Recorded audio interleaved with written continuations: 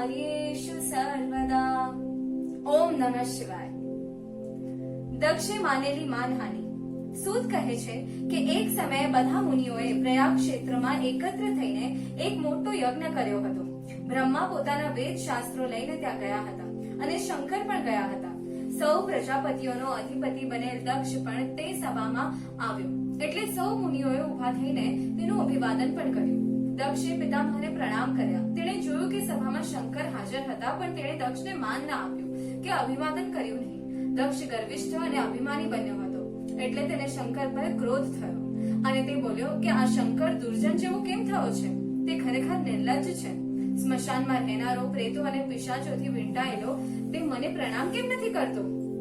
તેને વિધિ રહિત બની ધર્મ નીતિને દૂષણ લગાડ્યું છે, માટે હમણાં હું તેને શાપ આપીશ।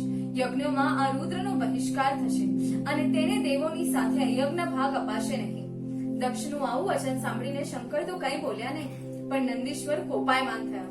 તેણે કહ્યું કે ઓ નીચ દક્ષ, મારા સ્વામીને તે યજ્ઞથી બહિષ્કૃત કેમ કર્યા? તેમનું સ્મરણ કરવા માત્રથી તો યજ્ઞ સફળ થાય છે। તે મહાપ્રભુ રુદ્રને શાપ આપી તેની હાંસી કરી છે। મંદ બુદ્ધિ વાળા બ્રાહ્મણોએ તને ટેકો આપ્યો છે।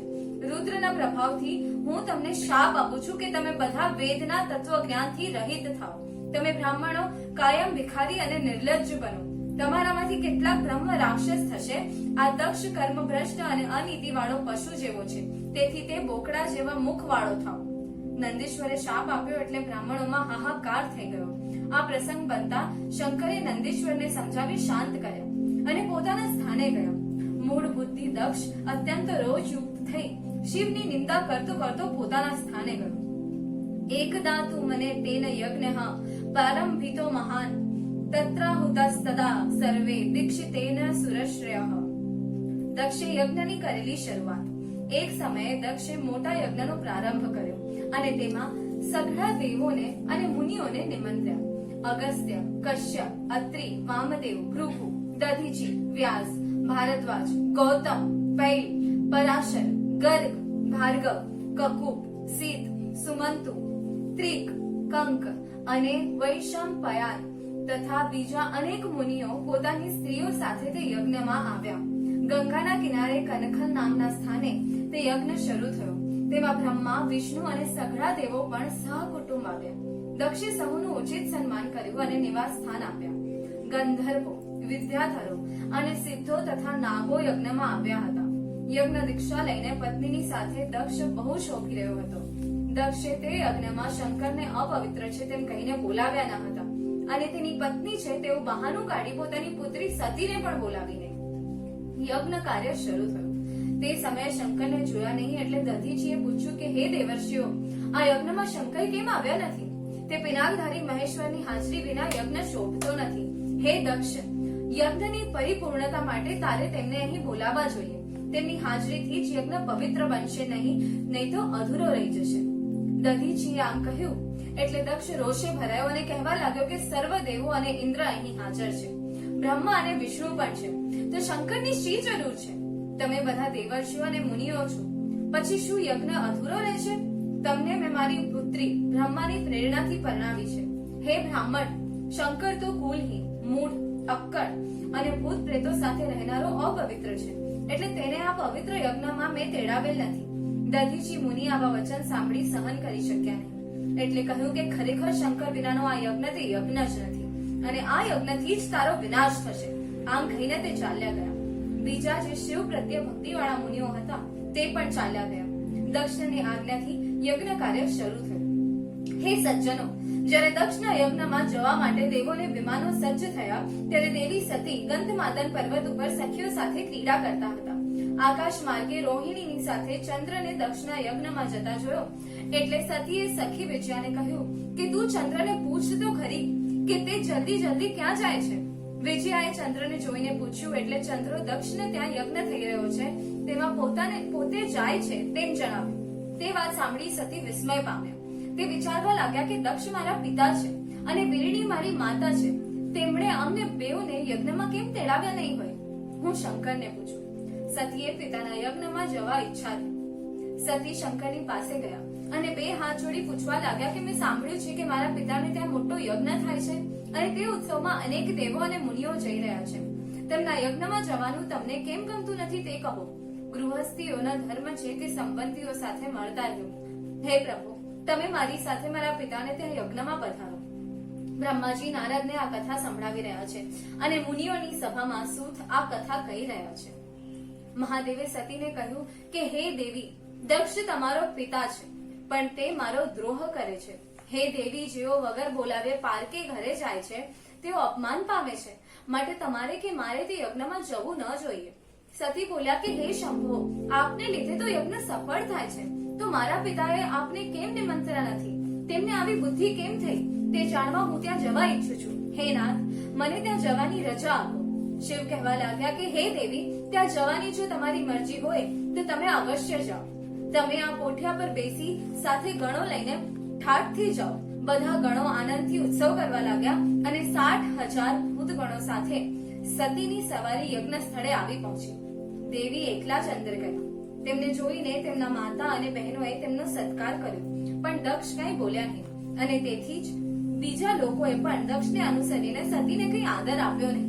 આમ સર્વત્ર ઉપેક્ષા જોઈ સતી વિસ્મય પામ્યા. દેવીએ માતા પિતાને નમસ્કાર કર્યા અને યજ્ઞ સ્થાનમાં દ્રષ્ટિ ફેરવી જોયું તો શંકરનો યજ્ઞ ભાગ જોયો નહીં. તે જોઈ સતીથી અપમાન સહેવાયું નહીં. સતી પૂછવા લાગ્યા કે જેમને લીધે સમગ્ર જગત પવિત્ર બને છે તેવા પરમ પાવન શંકરને તમે યજ્ઞમાં કેમ બોલાવ્યા નથી? જે યજ્ઞના અંગરૂપ યજ્ઞના કર્તા છે તેમની હાજરી વિના યજ્ઞ કેમ શરૂ કરાયો? હે પિતા, શું તમે શંકરને સામાન્ય દેવ જાણી તેનો અનાદર કર્યો છે? આ બ્રહ્મા, વિષ્ણુ અને દેવો પણ શંકર વિના તેના યજ્ઞમાં કેમ આવ્યા? આમ કહી સતીએ બ્રહ્મા તથા વિષ્ણુને ઠપકારરૂપ વચનો કહ્યા. હે બ્રહ્મા, વિષ્ણુ અને દેવો અને મુનિઓ, તમે સર્વ મૂઢ થયા છો, કારણ કે તમે શંકર વિનાના યજ્ઞમાં હાજર રહ્યા છો. સતીનો કોપ અને દેહ ત્યાગ. દેવીનો કોપ જોઈ બધા ચૂપ થઈ ગયા, પણ દક્ષે અપમાનજનક ઉત્તર આપ્યો કે હે પુત્રી, તું ઊભી રહે કે જતી રહે, અહીં તારું કંઈ કામ નથી. તું શા માટે આવી? તારો પતિ અમંગળ, કુળહીન, વેદ બાહ્ય અને ખરાબ વેશ ધારણ કરનાર છે, માટે મેં તેને અહીં બોલાવેલ નથી. પિતાના આવા વચનો સાંભળી સતીએ નિસાસો મૂક્યો અને શંકરને યાદ કર્યા. પછી બોલ્યા કે હે પિતા, પ્રભુ શંકરનો અનાદર સાંભળી મારે હવે જીવવાથી શું કામ છે? હું અગ્નિમાં પ્રવેશ કરીને દેહ ત્યાગ કરીશ.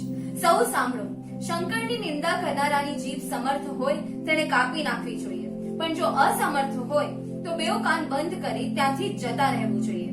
શંકરને તો કોઈ પ્રિય નથી કે અપ્રિય નથી, તેની સામે કોઈ વેર નથી. શિવ એવું 2 અક્ષરો વાળું તેમનું નામ ઉચ્ચારવા માત્રથી સમગ્ર પાપનો નાશ થાય છે. તેમના ચરણ કમળની સેવા માટે મોટા પુરુષો બ્રહ્મરસ પામવા સેવે છે. શંકર સ્મશાનમાં રહે છે અને ભસ્મ તથા રૂંઢ માળા ધારણ કરે છે, તેમ જાણ્યા છતાં મુનિઓ અને દેવો તેમની ચરણ રજ મસ્તકે ચડાવે છે. હે પિતા, તને કુબુદ્ધિ સૂજી છે, તને વધુ કહેવાથી શું પ્રયોજન? શંકર મને દક્ષપુત્રી કહી બોલાવે છે, ત્યારે તારું નામ હું કેમ સાંભળી શકીશ? તારાથી ઉત્પન્ન થયેલા આ દેહનો હું ત્યાગ કરીશ. આમ કહીને સતી શાંત થયા અને મનમાં શિવનું સ્મરણ કરવા લાગ્યા. નમો નેદિષ્ઠાય પ્રિયદવદ વિષ્ઠાય ચ નમો નમઃ ક્ષોદિષ્ઠાય સ્મરહર મહિષ્ઠાય ચ નમઃ નમો વર્ષિષ્ઠાય ત્રિનયન યવિષ્ઠાય ચ નમો નમઃ સર્વસ્મૈ તે તદિદમિતિ સર્વાય ચ નમઃ. હે નિર્જન વનને પ્રિય માનનારા, સૌની પાસે તેમજ સૌથી દૂર રહેલા આપને નમસ્કાર કરું છું. હે કામને હરનારા, સૌથી નાના અને સૌથી મોટા સ્વરૂપ વાળા આપને હું નમસ્કાર કરું છું. આ બધું આપ જ છો તેમ સમજી સર્વ સ્વરૂપ અને કલ્યાણ સ્વરૂપ આપને હું નમસ્કાર કરું છું. કરચરણ કૃતમ વા કાયજમ કર્મજમ વા શ્રવણ નયનજમ વા માનસમ વા પરાધમ વિહિતમ વિહિતમ વા સર્વમેતદ ક્ષમસ્વ. જય જય કરુણાબ્ધે શ્રી મહાદેવ શંભો. અર્થાત હે કરુણા સાગર, હાથ વડે, પગ વડે, વાણીથી, શરીરથી, કાર્યથી, આંખથી, કાનથી કે મન વડે શસ્ત્રમાં રહેલા કે કહેલા અગર ન કહેલા એવા જે અપરાધો મેં કર્યા હોય તે સર્વની ક્ષમા કરજો. ભક્તિ કરતા છૂટે મારા પ્રાણ, પ્રભુ એવું માંગુ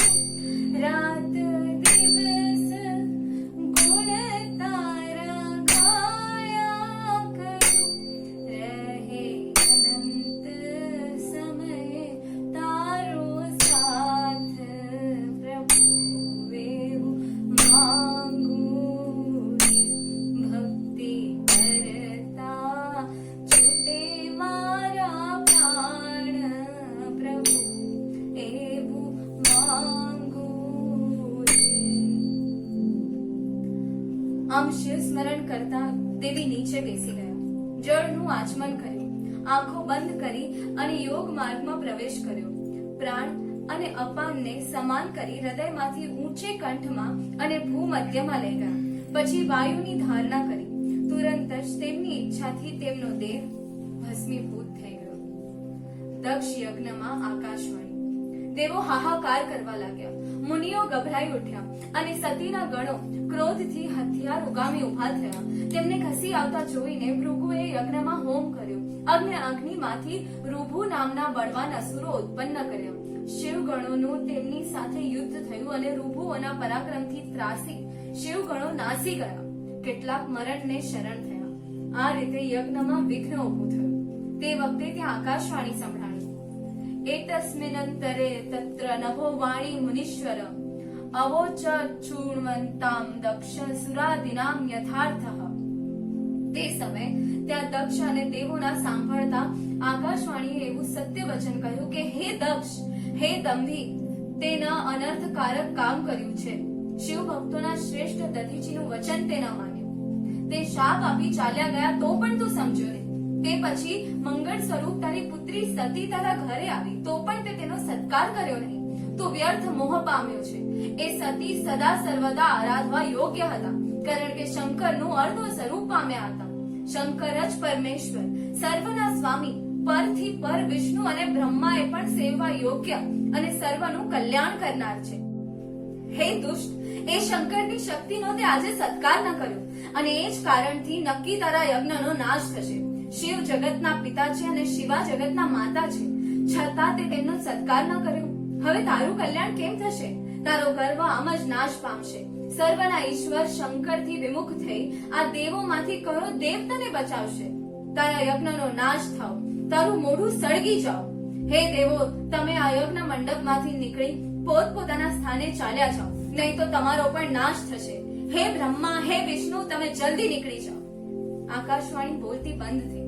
હે સજ્જનો, મહાદેવી સતીની ઉપેક્ષા થઈ તેનું સારું પરિણામ ના આવ્યું. દેવી તો પૂજનના અધિકારી હતા. તેમને પૂજનાર ભક્તોનું મંગળ કરનાર દેવી સંસારના ભયનો નાશ કરે છે. સતીને પૂજ્યા હોય તો કીર્તિ અને સંપત્તિ પ્રાપ્ત થાય છે. એ પરમેશ્વરી ભોગ અને મોક્ષ બેઉ આપનાર છે. જગત માતા સતી જગતનું ધારણ પોષણ કરનાર અને રક્ષણ કરનાર છે. એ અનાદિ શક્તિ કલ્પના અંતે જગતનો સંહાર પણ કરે છે. એ સતી જ વિષ્ણુ, બ્રહ્મા, ઇન્દ્ર, ચંદ્ર, અગ્નિ, સૂર્ય આદિ સર્વ દેવોના માતા છે. તેને દુભાવનાનું કલ્યાણ ક્યાંથી થાય? ભલે ને પિતા હોય, પણ જ્યારે એ પિતાને અભિમાન, મોહ અને લોભ થાય છે ત્યારે તેને કોઈની સલાહ ગમતી નથી. લોભિયા તમને સમજાવે મારા, લોભિયા તમને સમજાવે મારા, ગુરુજીને પૂછું રૂડા જ્ઞાન બતાવે જી, સદગુરુ મારા રૂડા જ્ઞાન બતાવે. હંસલા મેલીને બગલાને કોણ સેવે, હંસલા મેલીને બગલાને કોણ સેવે, બગલા બાર થોડા મનના છે મેલાજી, ગુરુજીને પૂછું રૂડા જ્ઞાન બતાવે. હિરલા મેલીને પથરાને કોણ સેવે, હિરલા મેલીને પથરાને કોણ સેવે, પથરા બાર ભીના અંદર છે ગોરાજી, ગુરુજીને પૂછું રૂડા જ્ઞાન બતાવે જી. કેસર મેલીને કેસુડાને સેવે, કેસર મેલી કેસુડાને કોણ સેવે, કેસુડા બાર રાતા મૂળમાં છે કાળાજી, ગુરુજીને પૂછું રૂડા જ્ઞાન બતાવે જી. સુગરા મેલીને નુગરાને કોણ સેવે, સુગરા મેલીને નુગરાને કોણ સેવે, નુગરા નિશ્ચિ નરકે છે જાય જી, ગુરુજીને પૂછું રૂડા જ્ઞાન બતાવે જી.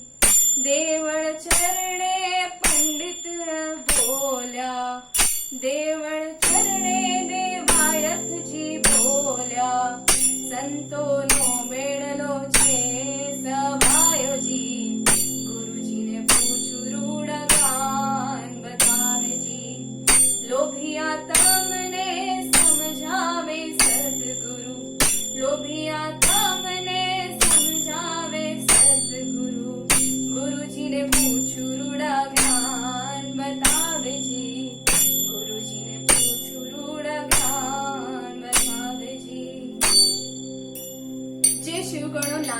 ત્યાં હતા તેમણે કૈલાશ પર જઈ બધી હકીકત શંકરને કહી સંભળાવી.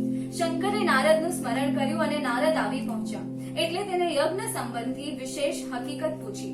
નારદે યજ્ઞ મંડપમાં જે બન્યું હતું તે સઘળો વૃત્તાંત શંકરને કહી સંભળાવ્યો. વીરભદ્રની ઉત્પત્તિ અને દક્ષ યજ્ઞનો નાશ. પ્રથમ ગણો પાસેથી અને પછી મહર્ષિ નારદ પાસેથી સઘળો વૃત્તાંત સાંભળી શંકર અતિ ક્રોધાયમાન થયા અને એ સંહારના દેવે પોતાની જટા ઉખેડી નાખી, જોરથી પર્વત ઉપર પછાડી.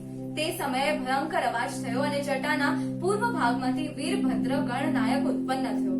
જટાના ઉત્તર ભાગમાંથી ભયંકર મહાકાલી ઉત્પન્ન થઈ. પછી રુદ્રના ક્રોધના ફૂંફાડામાંથી 100 તાવ અને 13 સન્નિપાત ઉત્પન્ન થયા. વીરભદ્રે 2 હાથ જોડી ભગવાન રુદ્રને પૂછ્યું કે મારે કયું કાર્ય કરવાનું છે તે જલ્દી કહો. હે પ્રભુ, આપ જે કાર્યને માટે મને મોકલશો તે આપની કૃપાથી હું સાધીશ. મારી શક્તિ આપના અનુગ્રહથી જ છે. આપની આજ્ઞા વિના એક તણખલાને ચલાવવા પણ કોઈ સમર્થ નથી. હું આપને વંદન કરું છું. શંકરે કહ્યું કે હે વીરભદ્ર, તું જય પામ. તારે મને સંતોષ આપવા જે કાર્ય કરવાનું છે તે સાંભળ. બ્રહ્માનો પુત્ર દક્ષ મારો વિરોધી થયો છે. તે ગર્વિષ્ઠ બની યજ્ઞ કરી રહ્યો છે. તેના યજ્ઞનો પરિવાર સહિત નાશ કરીને તું જલ્દી પાછો આવ. ત્યાં દેવો, ગંધર્વો કે બીજા જે કોઈ હોય તેને તું ભસ્મ કરી નાખજે. બ્રાહ્મણાને લીધે વિષ્ણુ વગેરે કોઈ દેવો જો યુદ્ધ કરવા આવે તો તારે તેમને પણ બાળી નાખવા. કોઈ તારી સ્તુતિ કરવા માંડે તો પણ તેને નહીં ગણકારતા તેમનો નાશ કરજે. દક્ષ વગેરેને તેમની પત્નીઓ સહિત બાળી નાખ્યા પછી જ તું પાણી પીવા રોકાજે. શંકરે આ પ્રમાણે વીરભદ્રને આજ્ઞા કરી અને પછી શાંત થયા. વીરભદ્રે મહાદેવની આજ્ઞા સાંભળી એટલે તેમને પ્રણામ કર્યા અને દક્ષ યજ્ઞ તરફ ચાલ્યો. તે સમયે તેના ઉપર કલ્પવૃક્ષોએ પુષ્પવૃષ્ટિ કરી અને અસંખ્ય ગણો તેની પાછળ ચાલ્યા. તેની સાથે કાલી, કાત્યાયની, ઈશાની, ચામુંડા, મુંડમર્દિની, ભદ્રકાલી, ભદ્રા, ત્વરિતા અને વૈષ્ણવીએ 9 દુર્ગા દેવીઓ ચાલી. ડાકીની, શાકીની, ભૂતો, પ્રમથો, ગુહ્યકો, કુષ્માંડો, પરપટો, ચટકો, બ્રહ્મા રાક્ષસો, ભૈરવો અને ક્ષત્રિપાલો પણ ચાલ્યા.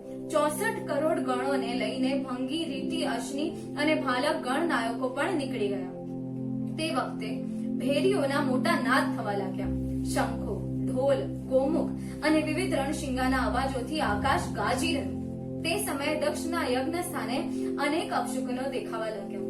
અશુભ સૂચક ઉત્પાતો થવા લાગ્યા. દિશાઓ મેલી બની ગઈ. યજ્ઞ ભૂમિ પર ગધેડા ભૂંકવા લાગ્યા. અંગારા વરસવા લાગ્યા. યજ્ઞ મંડપની શોભા નષ્ટ થવા લાગી. દક્ષની આંખો ઝાંખી થઈ ગઈ. દેવો બધા ભય પામ્યા. દક્ષ બ્રહ્મા અને વિષ્ણુને શરણે ગયો અને તેમની સ્તુતિ કરવા લાગ્યો. તેમને યજ્ઞનું રક્ષણ કરવા વિનવવા લાગ્યો. વિષ્ણુએ દક્ષને કહ્યું કે હે દક્ષ, તું સાંભળ. સર્વના પરમાત્મા શંકરના સાચા સ્વરૂપને તું સમજી શક્યો નહીં અને તેમનું તે અપમાન કર્યું. આવા અવિચારી કૃત્યથી આરંભાયેલો તારો યજ્ઞ કેવી રીતે સફળ થાય? જ્યાં પૂજ્ય પૂજાય છે પણ પૂજ્ય પૂજાતો નથી ત્યાં દારિદ્ર્ય, ભય અને મરણ અવશ્ય છે. આ પ્રમાણે વિષ્ણુએ ઉત્તર આપ્યો. તેવામાં તો વીરભદ્ર અને તેનું અગણિત સૈન્ય ત્યાં આવી પહોંચ્યું. તે જોઈને ભયથી થરથરતો દક્ષ પોતાના યજ્ઞનું રક્ષણ કરવા વિષ્ણુને ફરીથી વિનવવા લાગ્યો. વિષ્ણુએ તેને કહ્યું કે હે દક્ષ, રુદ્રના કોપથી તારું રક્ષણ કરવા અહીં કોઈ સમર્થ નથી. હે દુર્મતિ, તું કર્મ અને અકર્મનો વિચાર કરતો નથી. જો આ વીરભદ્ર આવ્યો છે તે રુદ્રના કોપ રૂપી અગ્નિથી ઉત્પન્ન થયો છે. એને માટે કંઈ જ અશક્ય નથી. તે આપણો નાશ કરવા જ અહીં આવ્યો છે. દધીચીએ શાપ આપ્યો છતાં હું હજુ સુધી તારી પાસે રહ્યો એટલે મારે પણ સહન કરવું પડશે. મારું સુદર્શન ચક્ર અહીં કાંઈ કામ કરી શકે તેમ નથી કારણ કે તે ભગવાન શંકરે જ આપેલું છે. સ્વર્ગમાં, પૃથ્વી પર, પાતાળમાં કે હર કોઈ સ્થળે નાસી જઈએ તો પણ વીરભદ્ર આપણને છોડશે નહીં. તું યાદ કર કે કાલ ભૈરવે કાશી નગરીમાં કેવળ નખની અણીથી જ બ્રહ્માનું 5મું મસ્તક કાપી નાખ્યું હતું. ઇન્દ્ર અને દેવો વીરભદ્ર સાથે યુદ્ધ કરવા લાગ્યા. ઘમસાણ યુદ્ધ થયું પણ દેવોનો પરાજય થયો અને નાશ ભાગ કરતા તેઓ સ્વર્ગમાં જતા રહ્યા. પણ ઇન્દ્ર રણભૂમિ છોડી ગયો નહીં. ઇન્દ્રો બૃહસ્પતિ ગુરુની સલાહ પૂછી.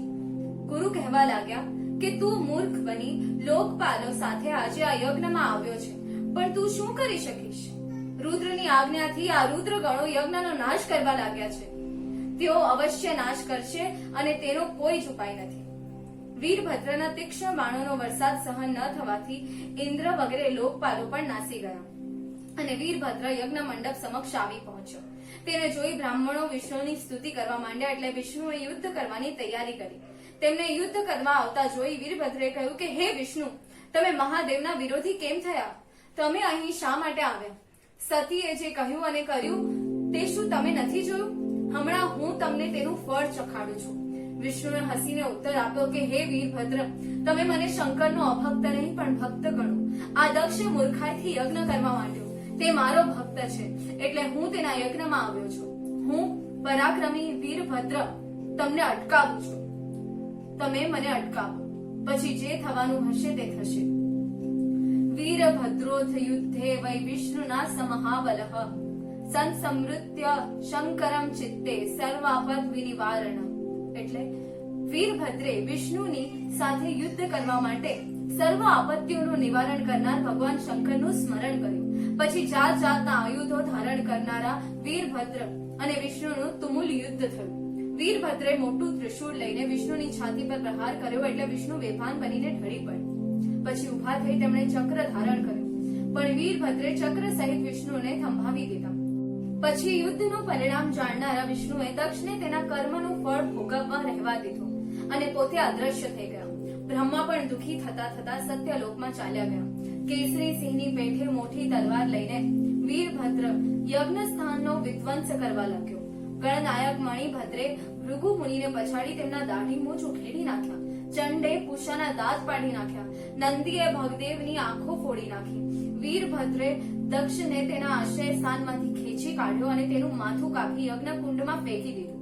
શંકરની આજ્ઞા અનુસાર યજ્ઞનો સર્વનાશ કરીને વીરભદ્ર કૈલાશ પાછો ફર્યો.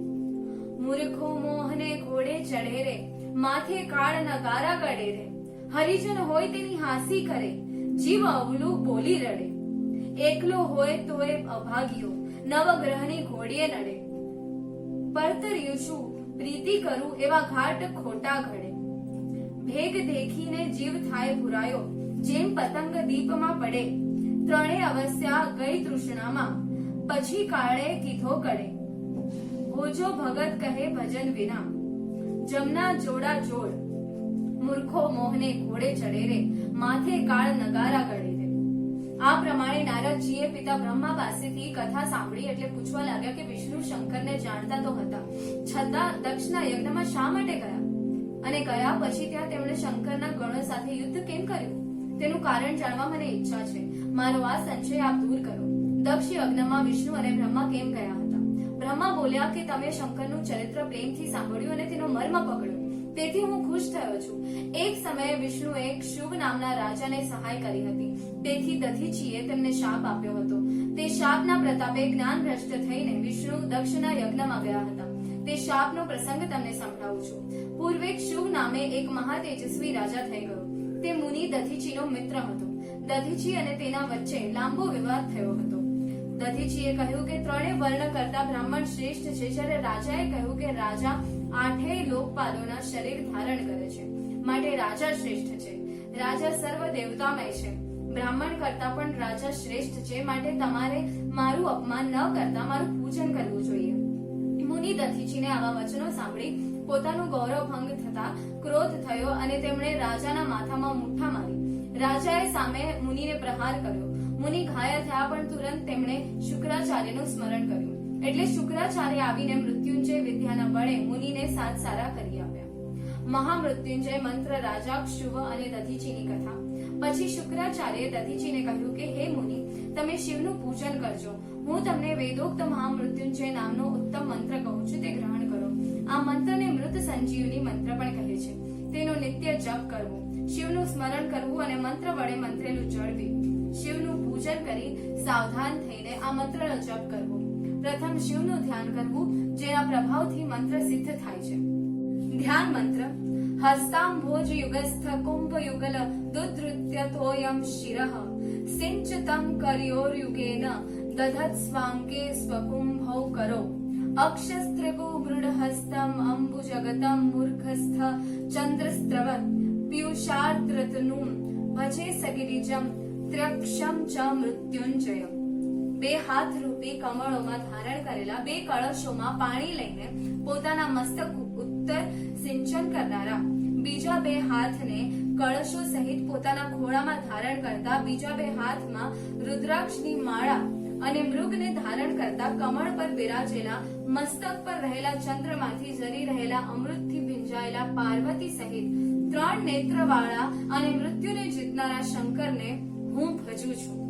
પછી નીચેના 8 શ્લોક વાળો આ મહામૃત્યુંજય મંત્ર બતાવો. ત્રયંબકમ યજામહે તૈલોક્યપીતરમ પ્રભુ ત્રિમંડલસ્થપીતરમ ત્રિગુણસ્ય મહેશ્વરમ ત્રિતત્વસ્ય ત્રિવહનેશ્ચ ત્રિધા ભૂતસ્ય સર્વતઃ ત્રિદેવસ્ય ત્રિબાહવોશ્ચ ત્રિધા ભૂતસ્ય સર્વતઃ ત્રિદેવસ્ય મહાદેવસ સુગંધિ પુષ્ટિવર્ધનમ સર્વભૂતેષુ સર્વત્ર ત્રિગુણેષુ કૃતો યથા ઇન્દ્રિયેષુ તથાન્યેષુ દેવેષુ ચ ગણેષુ ચ પુષ્પે સુગંધિ વત્સ સુર સુગંધીર પરમેશ્વરઃ પુષ્ટિશ્ચ પ્રકૃતેર્સ્માत् પુરુષાદ્વૈ દ્વિજોત્તમ महदादिविशेषान्त विकल्पश्वापि सुव्रत विष्णोः पितामहस्यापि मुनीनां च महामुने इन्द्रियैश्चैव देवानां तस्माद्वै पुष्टिवर्धनः तं देवं मृतं रुद्रं कर्मणा तपसापि वा स्वाध्यायेन च योगेन ध्यानेन च प्रजायते सत्येनान्येन सूक्ष्मायान् मृत्युपाशात् भवं स्वयं બંધ મોક્ષ કરો યસ્મા દુર્વારુકમિવ પ્રભુ. અર્થાત 3 નેત્રો વાળા, 3 લોકના પિતા, 3 મંડળોના અને 3 ગુણોના મહાન ઈશ્વર ભગવાન શંકરનું અમે યજન કરીએ છીએ. તેઓ 3 તત્વોના, 3 અગ્નિના, 3 જગતના, 3 સ્વર્ગના, 3 બાહુના, સર્વ બાજુ 3 સ્વરૂપે રહેલા ત્રણેય દેવોના મહાન દેવ છે. સારી ગંધવાળા, પુષ્ટિ વધારનાર, સર્વ પ્રાણીઓના 3 ગુણોમાં રહેલા પ્રભુને અમે પૂજીએ છીએ. જેમાં ફૂલોમાં સુગંધ રહે છે, તેમ તે દેવ સર્વ પ્રાણીઓમાં, સર્વ ક્રિયાઓમાં, સર્વ ઇન્દ્રિયોમાં અને સર્વ દેવોમાં સૂર્ય સ્વરૂપ અને સુગંધી રૂપે રહેલા છે. એમના થકી જ પ્રકૃતિ વિલસે છે. મહતત્વથી આ સમગ્ર સૃષ્ટિ રૂપી વિકલ્પ તેમનાથી જ પ્રગટે છે. બ્રહ્મા, વિષ્ણુ, દેવો અને મુનિઓને એ જ દેવ દ્વારા પુષ્ટિ પ્રાપ્ત થાય છે. તે રુદ્ર દેવનો કર્મ વડે, તપ વડે, ધ્યાન વડે કે બીજા કોઈ સત્ય સાધન વડે સાક્ષાત્કાર કરાય છે. જેમ કાકડીના ફળને ડીટા રૂપ બંધનથી છૂટું પાડવામાં આવે છે, તેમ જીવને સૂક્ષ્મ એવા મૃત્યુ પાશથી તે મહાદેવ છોડાવે છે. માટે તેમને બંધનમાંથી છોડાવનાર કહ્યા છે. આ પ્રમાણે દધીચીને ઉપદેશ આપીને ગુરુ શુક્રાચાર્ય ગયા. એટલે દધીચી પણ વનમાં ગયા અને તેમણે વિધિસર મંત્ર જપ કરતા તપ કરવા માંડ્યું. મહામૃત્યુંજય મહાદેવ એની આગળ પ્રકટ થયા અને મુનિને વરદાન માંગવા કહ્યું. મુનિ દધીચીએ પ્રણામ કરી કહ્યું કે હે પ્રભુ, મને 3 વરદાન આપો. મારા હાડકા વજ્ર જેવા થાય, મારો કોઈ નાશ ન કરી શકે અને હું દીન ન બનું. તથાસ્તુ કહી મહાદેવ અદ્રશ્ય થયા. પછી મુનિ દધીચી રાજા ક્ષુપ પાસે ગયા અને તેમણે રાજાને માથામાં લાત લગાવી. રાજાએ તેમના પર વજ્રનો પ્રહાર કર્યો, પણ તે નિષ્ફળ ગયો. એટલે વિસ્મય પામી તે પોતાના વિષ્ણુની આરાધના કરવા વનમાં ગયા. તેણે વિષ્ણુને પ્રસન્ન કર્યા એટલે વિષ્ણુએ તેને દર્શન આપ્યા. રાજાએ કહ્યું કે હે ભગવાન, દધીચી નામના પ્રખ્યાત મુનિ અગાઉ મારા મિત્ર હતા, પણ હવે તે મહાદેવ પાસેથી વરદાન મેળવી ગર્વ પામેલ છે અને તેણે મને ભર સભામાં લાત મારી મારું અપમાન કર્યું છે. વિષ્ણુ તો શંકરનો પ્રભાવ જાણતા હતા. એટલે રાજા ક્ષુભને કહ્યું કે હે રાજા, બ્રાહ્મણોને કોઈ સ્થળે લેશ માત્ર ભય હોતો નથી, પણ તારા માટે હું દધીચીને જીતવા પ્રયત્ન કરીશ. એક શુભ રાજાને તે જ સ્થળે છોડીને વિષ્ણુ દધીચીના આશ્રમે ગયા. તેમણે બ્રાહ્મણનું સ્વરૂપ ધારણ કર્યું અને મુનિને કહ્યું કે હે દધીચી, હું તમારી પાસેથી એક વરદાન માંગુ છું. દધીચી તેમને ઓળખી ગયા એટલે કહેવા લાગ્યા કે હું તમને ઓળખી ગયો છું. તમે વિષ્ણુ છો. તમે કપટપણું છોડી દો. પિનાકધારી શંકરના પ્રભાવથી હું કોઈનાથી ડરતો નથી. આ ઉત્તર સાંભળી વિષ્ણુને ક્રોધ થયો અને તેમણે ચક્ર ઉપાડ્યું, પણ શંકરના પ્રભાવથી તે સ્થિર થઈ ગયો. દધીચીએ કહ્યું કે ભગવાન શંકરે આપેલું સુદર્શન ચક્ર મને નુકસાન નહીં કરે. તમે બીજા અસ્ત્રો શસ્ત્રોનો પ્રયોગ કરો. વિષ્ણુની મદદમાં બીજા દેવો આવી શસ્ત્રો ફેંકવા લાગ્યા. મુનિએ દર્ભોની મુઠ્ઠી ભરીને ફેંકી.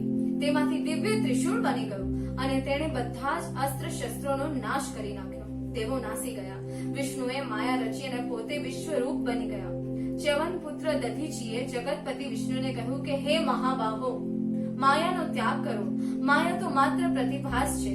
હે માધવ, હું તમને દિવ્ય દ્રષ્ટિ આપું છું, તમે મારામાં આખું જગત જુઓ. આમ કહી દધીચીએ પોતાના શરીરમાં આખું બ્રહ્માંડ દેખાડ્યું. તેવામાં શુભ રાજા તે આવી પહોંચ્યો અને બ્રહ્મા પણ આવ્યા અને તેમણે વિષ્ણુ તથા દેવોને લડતા રોક્યા. શુભ રાજાએ મુનીશ્વર દધીચીને વંદન કર્યા અને કહ્યું કે હે મુનિ શ્રેષ્ઠ, આપ પ્રસન્ન થાઓ, હું આપનો પ્રભાવ ઓળખી શક્યો છું. દધીચી શાંત થયા અને કહ્યું કે હે રાજા, ઉત્તમ બ્રાહ્મણ દેવો અને રાજાઓ કરતા પણ બળવાન છે અને તેથી પૂજ્ય છે. રાજા વંદન કરી પોતાના રાજ્યમાં ગયો અને દેવો પોતપોતાના સ્થાને ગયા. આ રાજાનો પક્ષ લેવાના કારણે બ્રહ્મા અને વિષ્ણુને શાપ થયો હતો અને તેઓ શંકર વિના દક્ષના યજ્ઞમાં ગયા હતા. દધીચીનું સ્થાન તે પછી તીર્થરૂપ બન્યું છે અને સ્થાનેશ્વર નામે પ્રખ્યાત છે. આટલી કથા સાંભળી એટલે દેવર્ષિ નારદ પૂછવા લાગ્યા કે હે પિતામહ, દક્ષના યજ્ઞનો વિનાશ કરી વીરભદ્ર કૈલાશ કરો, પછી શું બન્યું તે કથા સંભળાવો. શિવોહમ શિવોહમ શિવોહમ. નમઃ પાર્વતી પતે હર હર મહાદેવ હર. ઓમ નમઃ શિવાય.